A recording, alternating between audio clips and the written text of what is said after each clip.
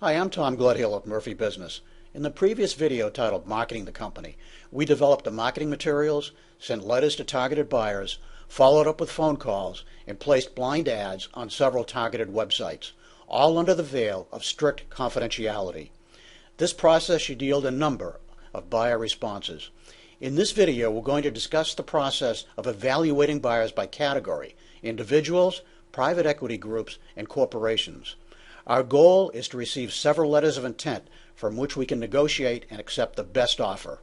Follow along with me as we choose a buyer.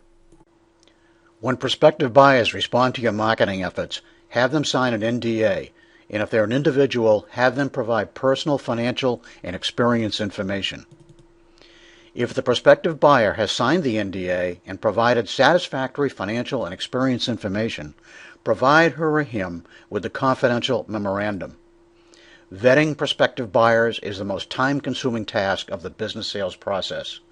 Tire kickers and business school students will often provide information to get through the first filter. If the professional tire kickers and students contact you for further information, you must further qualify them and, if necessary, eliminate them from contention. Let's quickly review the three major types of buyers: individuals, private equity groups, and corporations. If individuals are in the hunt, your company probably has revenues less than $2 million. If several individuals have signed NDAs but did not respond to the confidential memorandum, I would not recommend chasing them. Assume they qualified themselves, unless, of course, you don't have many respondents. When they do respond, you must ask penetrating questions to determine their financial and experience viability. Don't waste your time with individuals that you don't feel are viable buyers, and you must be willing to provide some seller financing to the individual buyer. PEGs are financial buyers interested in their ROI for themselves and their investors. They are usually interested in companies with EBITDAs of at least $1 million.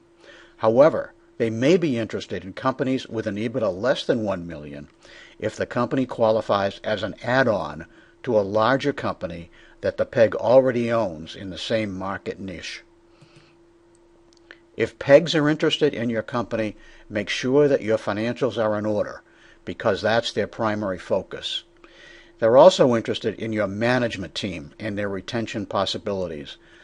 PEGs tend to be very methodical in their approach to the buying process and usually do not have a sense of urgency.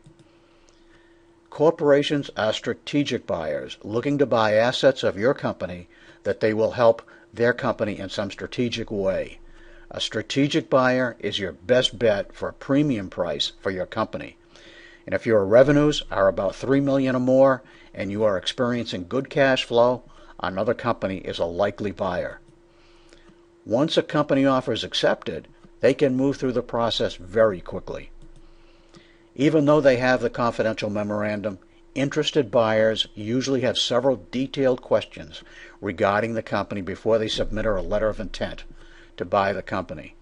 It's okay to give them more detailed information at this point. However, information regarding customer lists and vendor lists and any other information that you deem too important to divulge is usually withheld until due diligence.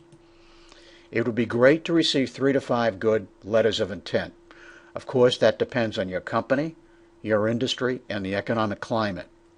The LOIs will all have a good until date and time, and they may all arrive at different times, so you may have to be creative to keep them all active during the subsequent negotiations. This is usually not a huge problem if all your negotiations are moving the sales process forward. The LOIs may all have different prices, terms, and structures. All of these are negotiable. You need to decide what combination of price, terms, and structure works best for you and negotiate toward that end.